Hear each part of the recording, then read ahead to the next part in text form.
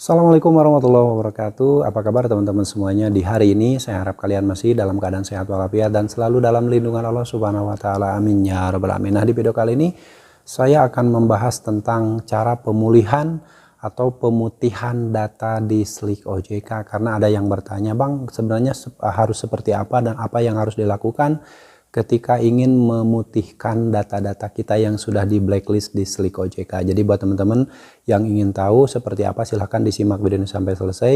Mudah-mudahan ini bisa menjadi ilmu yang bermanfaat buat teman-teman semuanya, dan jangan sampai kalian salah-salah dalam melakukan tahapan-tahapan untuk memutihkan data-data di Slick OJK tersebut, dan jangan sampai kalian tertipu oleh oknum-oknum yang berkepentingan yang ingin sengaja menjerumuskan kalian dalam hutang, dan akhirnya kalian justru melakukan langkah-langkah yang salah. Tapi sebelum saya bahas lebih lanjut, saya ucapkan terima kasih banyak buat teman-teman yang sampai saat ini masih selalu setia mensupport channel ini dan selalu menantikan setiap video yang saya publikasikan hampir setiap harinya.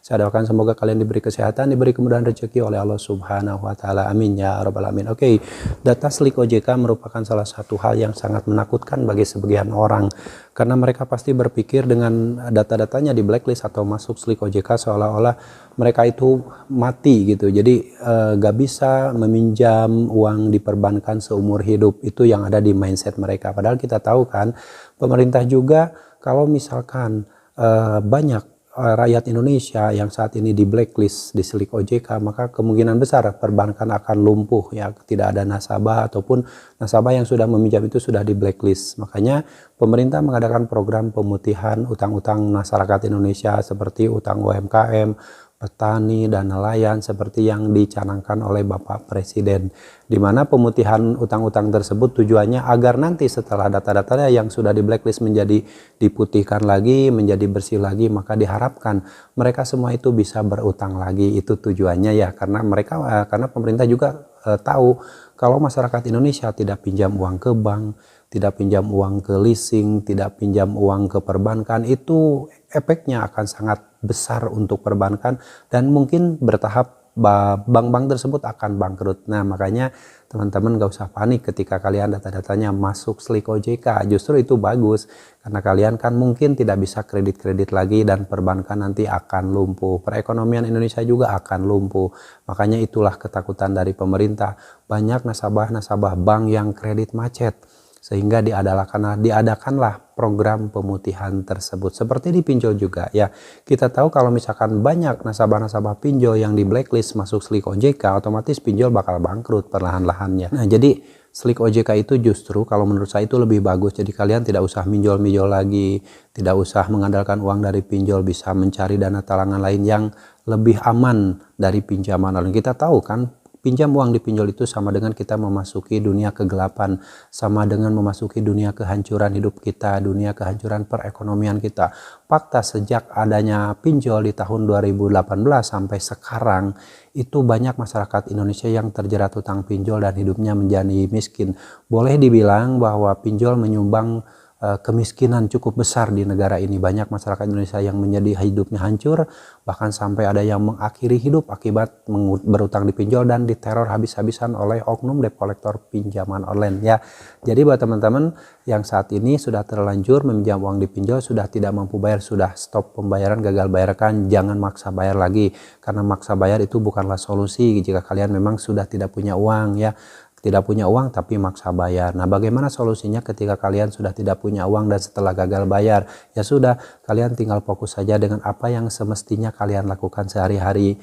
Beraktivitas seperti biasa, bekerja, berjualan, berniaga, apapun itu selagi positif dan bisa mempertahankan hidup Anda, ya sudah, kerjakan.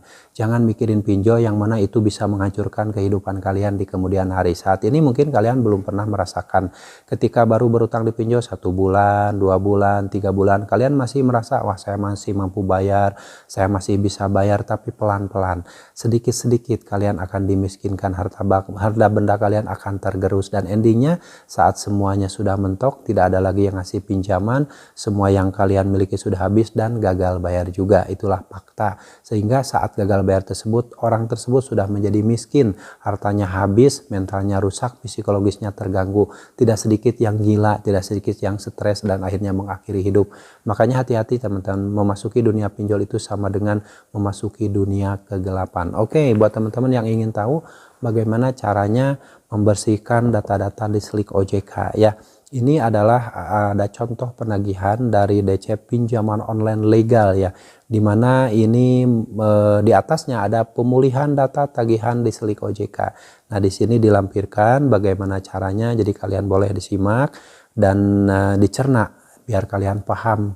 Ini langsung dari perusahaan pinjolnya ya, perusahaan pinjol ini yang legal ini ya. Pemulihan data tagihan Slick OJK kepada yang terhormat pelanggan Dana Bijak. Nah ini ternyata pinjol Dana Bijak teman-teman ya.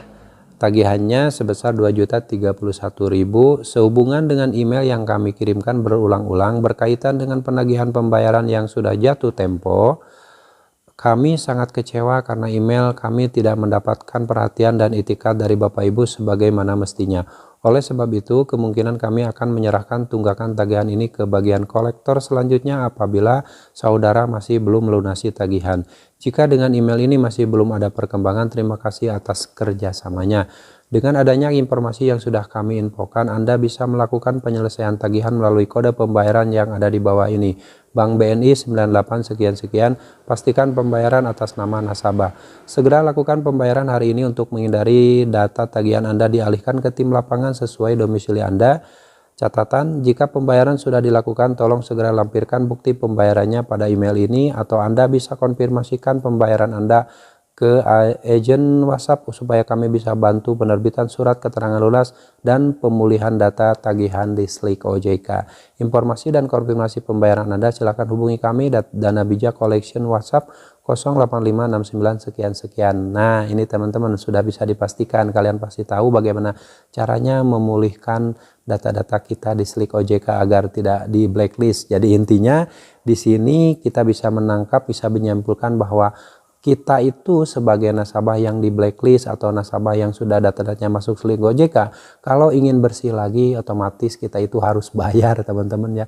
Tetap harus bayar walaupun kita misalkan tidak mampu bayar, tapi karena takut data masuk Slick OJK akhirnya harus bayar juga, dan setelah bayar nanti kalian akan diberi surat pelunasan oleh perusahaan pinjol tersebut dan data-data kalian akan dibersihkan dari Slick OJK. Dan waktunya perlu proses ya, tidak langsung hari ini bayar dilunasi besoknya langsung dibersihkan di Slick OJK. Tidak bisa, itu ada tahapan-tahapan tertentu dan biasanya memakan waktu 1 bulan atau 2 bulan bahkan 3 bulan baru data-datanya yang di Slick OJK itu bisa dibersihkan. Itu juga kalau perusahaan pinjolnya berusaha membantu untuk membersihkan data-data di Slick OJK. Tapi kita nggak pernah tahu setelah kita misalkan melakukan pelunasan di perusahaan pinjol tersebut, apakah perusahaan pinjol tersebut akan menerbitkan surat lunas atau tidak. Kadang ada juga yang curhat ke saya bahwa ketika meminta surat penerbitan surat lunas itu sulit, dipersulit ya, seolah-olah kita itu pengemis meminta surat keterangan lunas padahal kita sudah melakukan itikat baik dengan melakukan pembayaran. Itu banyak terjadi teman-teman, makanya hati-hati.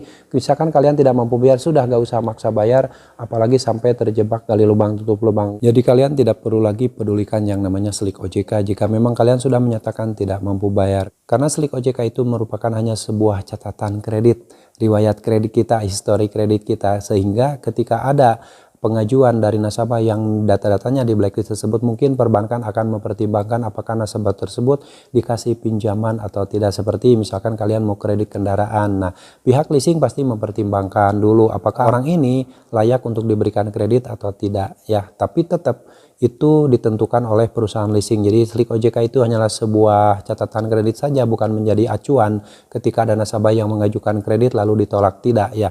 Tetap perusahaan leasing itu mempertimbangkan apakah data-data nasabah ini ketika masuk Slick OJK itu memang karakter orangnya, misalkan dari mulai pinjam tidak pernah bayar ataupun karena dia sudah berusaha bayar tapi endingnya gagal bayar karena ketidakmampuan bayar. Nanti leasing atau perbankan akan mempertimbangkan ke arah sana ya, nanti apakah pengajuan kita di ACC atau tidak. Jadi kalian nggak usah takut. Karakter setiap orang itu kan tidak sama. Ada yang sengaja meminjam sebanyak-banyaknya lalu tidak dibayar. Tapi kalau misalkan kita merasa bahwa sudah berusaha membayar sekuat tenaga, bahkan sudah habis-habisan gitu kan, sampai endingnya gagal bayar karena semuanya sudah habis dan tidak mampu bayar lagi, ya ada kemungkinan mungkin itu dikategorikan faktor karena ketidaksengajaan, tapi karena keadaan yang memaksa akhirnya gagal bayar. Jadi teman gak usah panik ketika data kalian masuk Slik OJK, tenang saja.